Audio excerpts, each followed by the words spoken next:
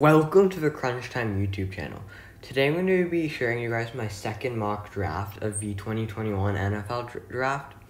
And this is going to be a lot different than the previous mock draft. I've looked at a lot more good prospects, learned a lot of new information. Obviously more of a draft order is set now. Only 4 teams, it's undecided. A lot more rumors have come of potential teams trading up and down. Players could be traded, like Matthew Stafford. We'll get into that. And now let's start the mock draft. So, with the first pick, it's obvious. We have the Jacksonville Jaguars taking Trevor Lawrence. Don't need to talk much about this. Best prospect in the draft. Probably the best QB prospect since Andrew Luck. No brainer here. Urban Meyer, Trevor Lawrence. Both going to be teaming up, I guess, in Jacksonville. Going to be interesting to see for sure. Now, second pick is where it's interesting, is I have the New York Jets taking a quarterback, but it is not Justin Fields. It is Zach Wilson. So in my previous mock draft, I had Justin Fields going above Zach Wilson, and now that I've seen a lot more of him, I definitely think Zach Wilson is the better quarterback right now. I think Zach Wilson is the number 2 quarterback after Trevor Lawrence. Number 3 is Justin Fields and Trey Lance.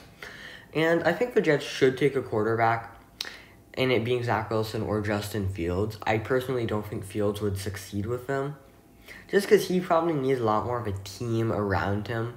That's why other teams that are a little more ahead in the rebuild process, at least offensively, would be better fit for him. But Zach Wilson, cannon of an arm, and he has a great processor, and his decision-making is probably some of the best from a rookie coming into the draft. Just makes a lot of good reads, and I think this should help a Jets team that doesn't have a lot of talent on offense. I do think that they should be attacking that side of the ball in the offseason, as no matter who your QB is, it's going to be Darnold or a rookie. You still want a good offense for that quarterback. And now we have the third overall pick, which is the Miami Dolphins. And here it's mainly 2 options, offensive line or wide receiver. And I think it's obvious. I'm taking Penei Sewell, best offensive lineman in a long time coming out of a draft from Oregon. He can play guard, I believe, and tackle. Could kick him into tackle, right tackle, I believe, for the Dolphins. They could move Robert Hunt to guard, and then they'd be looking pretty good for them. They obviously have a few more picks in this draft earlier. They have another first-round pick. But I do think they can attack players like wide receivers and skill positions later on. And before I get any further, I just want to say, if this team trades for Deshaun Watson, it makes literally no sense. I take Tua with weapons and better offensive line than Watson with none of those. So those are my thoughts on that. And now we have the 4th pick, and this is where Justin Fields ends up going to the Atlanta Falcons. I really like this fit. Could play Matt Ryan for a year or so, get rid of him however they can, trading or releasing him. But with Arthur Smith, Justin Fields would be a pretty good quarterback. Maybe they could get a Najee Harris, Travis Etienne later in the draft. I mean, they're picking number 36, I believe, 36. Yes, because they have a 4th pick in the 2nd round, too. So they could easily take a good running back there. Get your quarterback and running back of the future. Have good wide receivers with Ridley, Julio, and Gage in the slot. Have Hayden Hurst. Decent O-line. Could improve there. But that's a pretty good offense for the future. So now with the number 5 pick, we have the Cincinnati Bengals taking Rashawn Slater. Their one mission for this offseason has to be giving Joe Burrow an offensive line. And if in the first 3 rounds, they could honestly just take offensive line. Obviously, there's more to a team. But this offensive line is so bad that even if they did focus a lot on it, it would still probably be below average. This is still probably not, but I don't think Rashawn Slater is a top 5 prospect by far. I don't think he's top 10. Maybe he's 12-ish. That's the highest I'd put him. But you do have to reach for a position like tackle. You have to reach a lot for tackles and quarterbacks. 2 main positions. And you're going to have to reach for him a little bit. Best need. I could see this as a potential trade-up spot if a team that needs a QB like a Detroit, Carolina, New England, San Francisco. That it would be a little pricey to move up, give up a lot of picks. But I do think the Bengals would be willing to do that. They can obviously get offensive linemen in the 8 to 15 range. Number 6, I have the first trade of the draft, and I have the 49ers trading up 6 spots with the Philadelphia Eagles, and I have them giving up their first round pick, obviously pick 12, their second round pick this year, and next year third round pick. And this gives the 49ers the last, I'd say, top-tier quarterback prospect in this draft. Now, I don't think 4 of them are going to go in the first 6 picks. That is crazy to think of. But that's how I had it playing out. If the 49ers want to get a quarterback realistically, they'll have to trade up for sure. As the quarterback prospects are all... This year's draft is really interesting. There's a lot of teams that could use a quarterback. So you're obviously going to have to give up a lot more than normal. Years past, like Dwayne Haskins, he's not been great, but he still lasted till pick 15. He was regarded as a pretty good prospect. So we're obviously going to have to move up a little and have to give up quite a bit, because I believe a lot of people will be wanting that Eagles first round pick or trying to get up to 6. That's a pretty good spot to aim for. You'll definitely at least get a prospect, but you might only end up with Trey Lance. So now we have pick 7, which is the Detroit Lions seeking Jalen Waddle. Now, there are rumors that they're trying to trade up, give up picks to move further up in the draft. Obviously, none of the quarterbacks are here, so they just have to take the best wide receiver prospect in Jalen Waddle. Obviously, they could improve the defense, but I don't know about Kenny Galladay's situation. I think he ends up leaving, just because you don't want to have to deal with this rookie situation, and it is the Lions. Get out while you can. And they take Jalen Waddle, wide receiver future for them, and he's the first wide receiver off the board. I don't think he's the best wide receiver. I easily could have him third. Not really sure receiver ranking still yet, but he would be really good for them. Would be a good future young wide receiver piece to build around. Now we have Carolina at pick 8. Obviously, they didn't get the quarterback they wanted. Going to be the theme for a lot of these teams. Didn't get the quarterback they wanted. But they take Micah Parsons, linebacker. And this really wasn't too difficult of a selection. It was either Micah Parsons or the tight end Kyle Pitts. And I feel like 8 is a little too high to take them. And he just doesn't really fit. The Carolina Panthers offense, it just wouldn't be a great fit, because I don't see Joe Brady utilize that many tight ends in their offensive scheme. So I don't see them taking Kyle Pitts. But Micah Parsons, they need a linebacker, and he'd be a starter day 1. Now we have the Broncos picking 9. Another team that could use a quarterback, and they'd have to probably trade up to get one. And I have them taking Caleb Farley. He's a really good corner, and he's only played like corner for a few years now, 1 to 2 years. Great ball recognition skills, and he can be the corner to replace like Chris Harris. They're gonna have to re-sign Justin Simmons if they want the secondary to stay good, but taking Caleb Farley would be a pretty good addition to the defense. The offense actually looks pretty good next year with Noah Fant. Cortland Sutton will be back. Jerry Jeudy, KJ Hamler. That's a good group of weapons. If Drew Lock can play average, then this team has a chance to be fighting for that 7th seed. Obviously, it's a little too early to be talking about those, about the free agency period. But this team is only a few pieces away from being good. So now we have the Dallas Cowboys. I have them taking the other top corner, in my opinion. I think these are the top 2, like, tier 1 corners in Patrick Surtain. I probably think he's a better fit for the Cowboys in general. The Cowboys are another team that could end up trading back for quarterback, depending on how the draft ends up working out. But their offense is really good with Dak Prescott returning next season. Probably a top 5 offense. I did consider Kyle Pitts to Dallas, but Dalton Schultz did really good filling in for Blake Jarwin. And I don't really see tight end as a position you take round 1. I know Kyle Pitts is a generational talent, but I don't see tight end as like a top 10 pick. We've seen Kittle and Kelsey. They weren't top 10 picks, obviously. Kittle went like the 5th round. Kelsey went later. So you don't... in most of my mocks, you don't see tight ends going too early, and that's going to continue in this. Obviously, Pitts is a first-round pick. Probably a almost top 5 prospect. Definitely top 10. And now we move on to the New York Giants. I have them taking Devonta Smith, and I feel like Giants fans would like this pick. But they just need weapons. Their team doesn't have that many good weapons on the offense. They have a really good defense, in my opinion. Just if they can re-sign Leonard Williams, the defense just needs a few more pieces, and then you can argue it would be top 5. The defense played really well this year, but they have a miserable offense that is always keeping them on the field. I'm pretty sure the Giants had the least amount of touchdowns scored this season, which is pretty sad considering how bad the Jags and Jets were. So this team needs weapons. I actually am not high on Daniel Jones whatsoever. I think that if they have an opportunity to take one of the 4 QBs, you take them because they are miles better than what Daniel Jones is. So now we have the Eagles who traded back, and they get Jamar Chase. And I actually think this would work out perfectly for Philadelphia if this is how the picks and draft ends up playing out.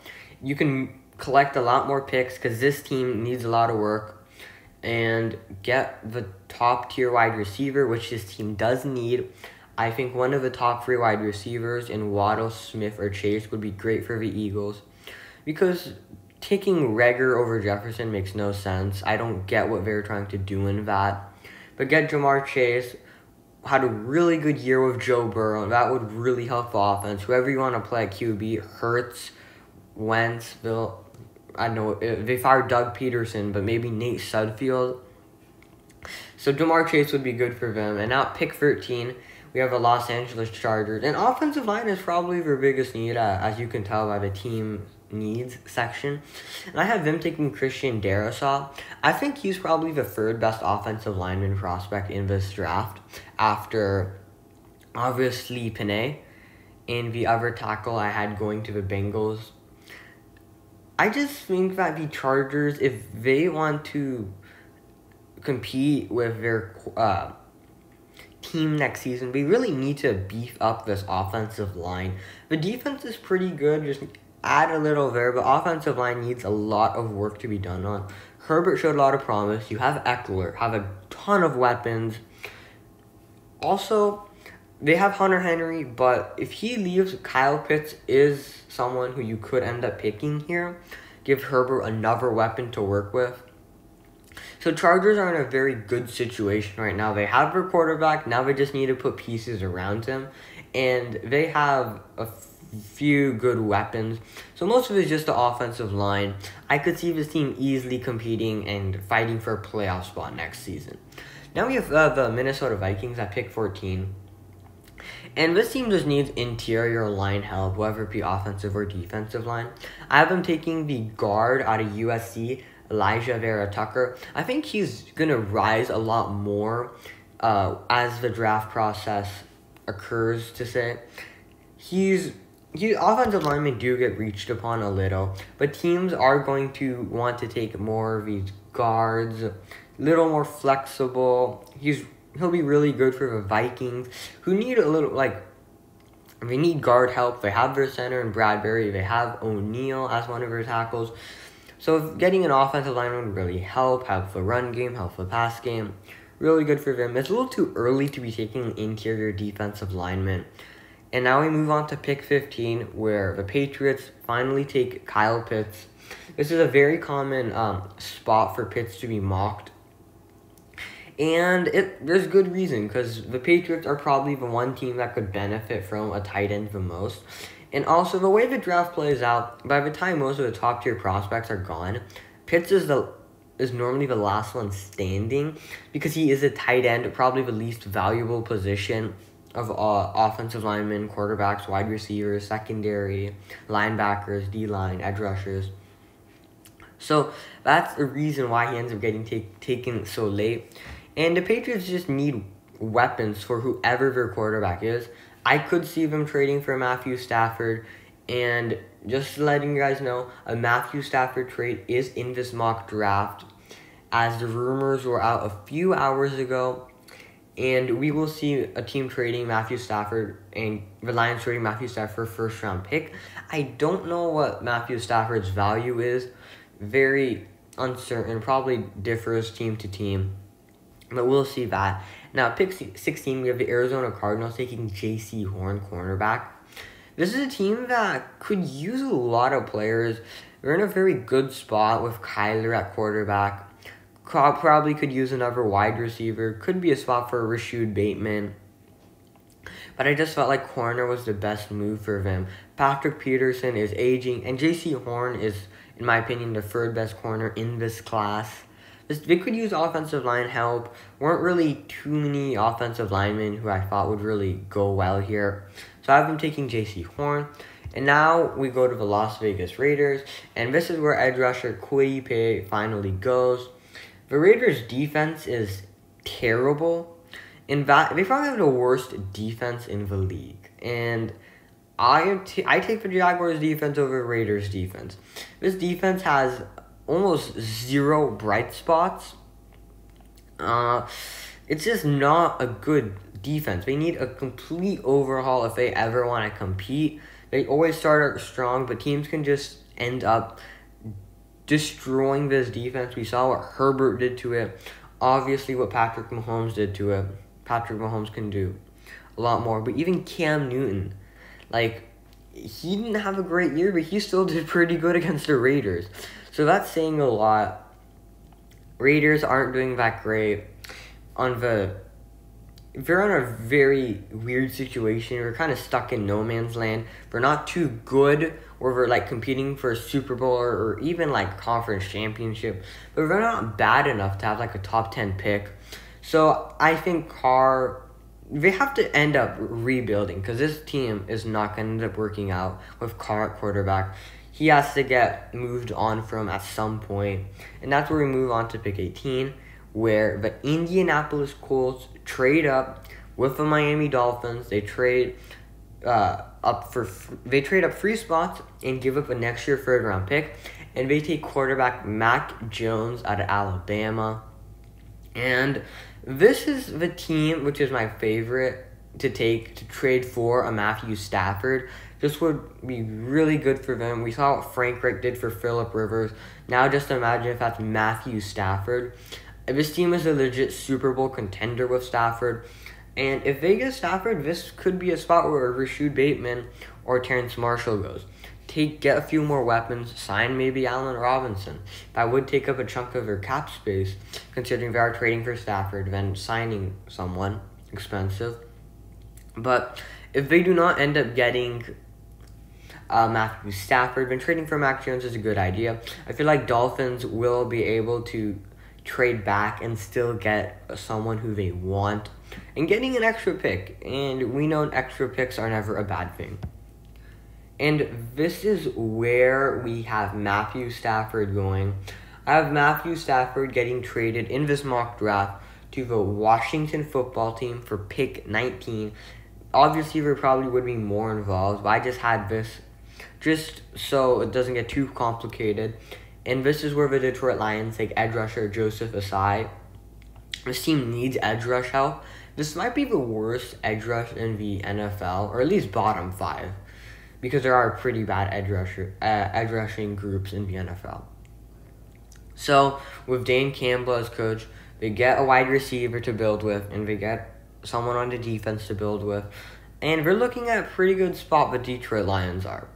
So, now we move on to pick 20, the Chicago Bears. Obviously, they didn't get any quarterbacks. They didn't get any of the top 5. They didn't get Matthew Stafford. Matthew Stafford isn't going to the Bears. They aren't going to trade him to a division rival, which is kind of sad for the Bears because Matthew Stafford would be perfect for them.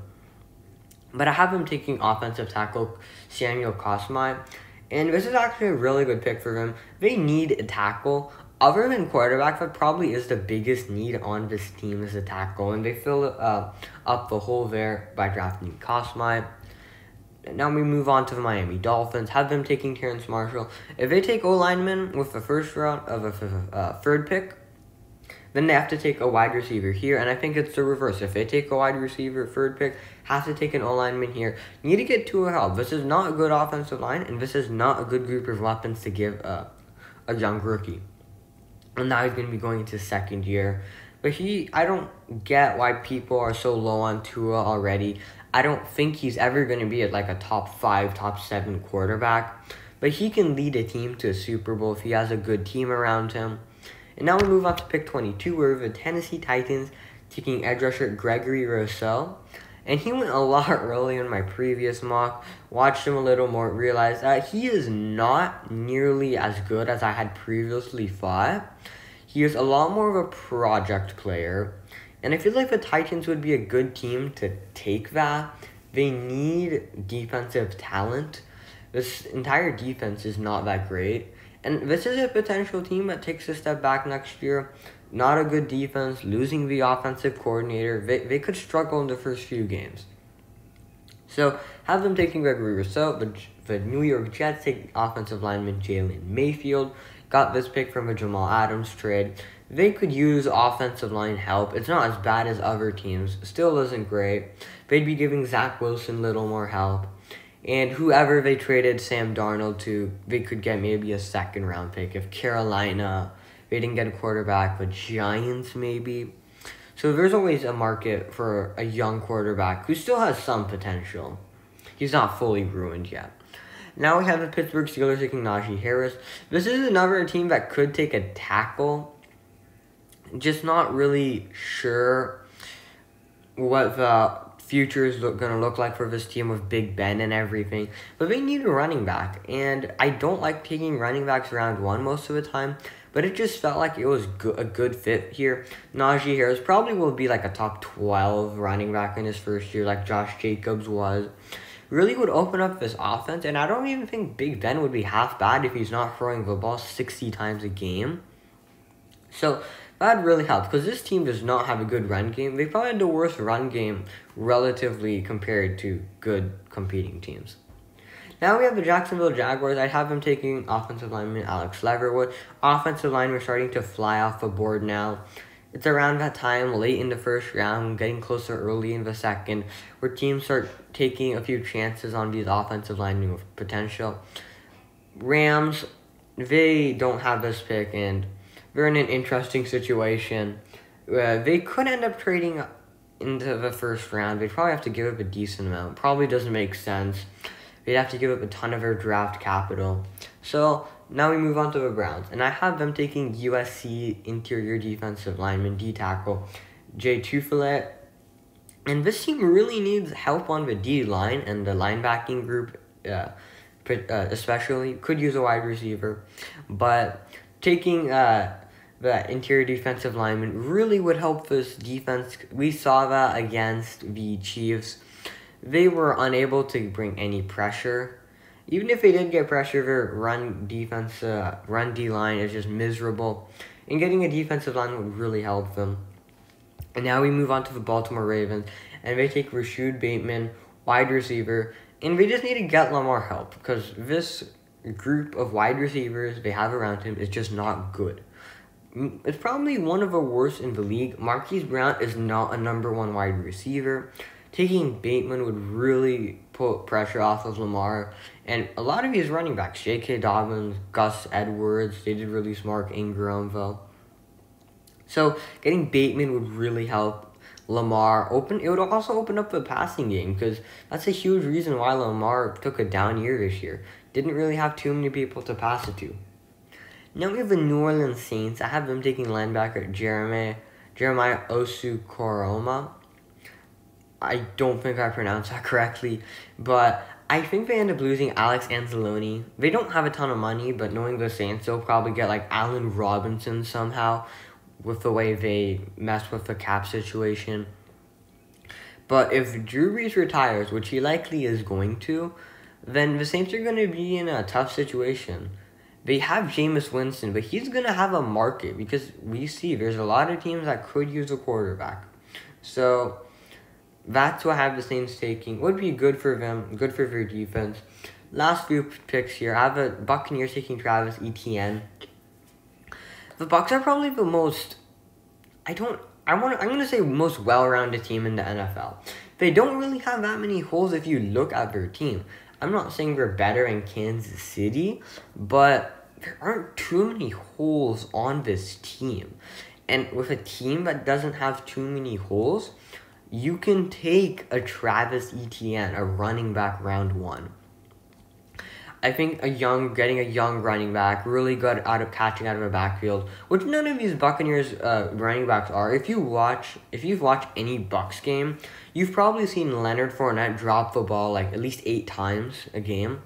And they just need someone who Tom Brady can check it down to. He needs his James White or his Rex Burkheads. He needs those guys who can trust. He likes throwing it to his running backs. Hasn't been able to do it here, but this would help that situation.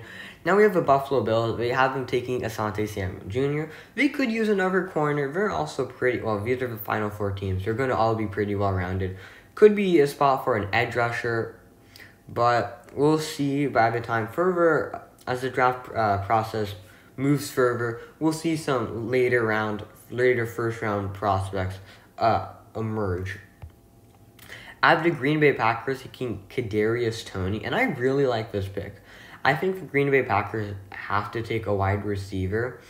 Aaron Rodgers should not have to throw to Scantling and Lazard as his number 2 and 3 wide receivers. They're just not that good. Aaron Rodgers makes them look much better than they are if they drop it 80% of the time and just aren't really good players. Getting a Toney would really help him. We see what Devontae Adams could do, see what Tunyon can do. So getting Toney would be really good for them.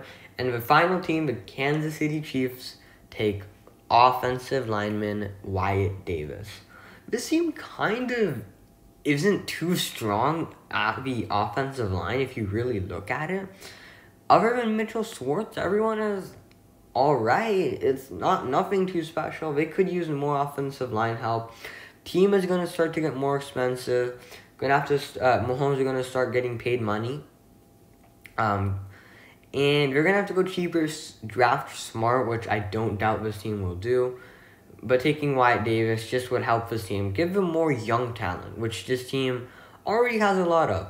So, this was my second mock draft. Let me know your thoughts on it. Let me know the picks you agreed with, disagreed with, your favorite pick. So, thanks for watching, and have a great day.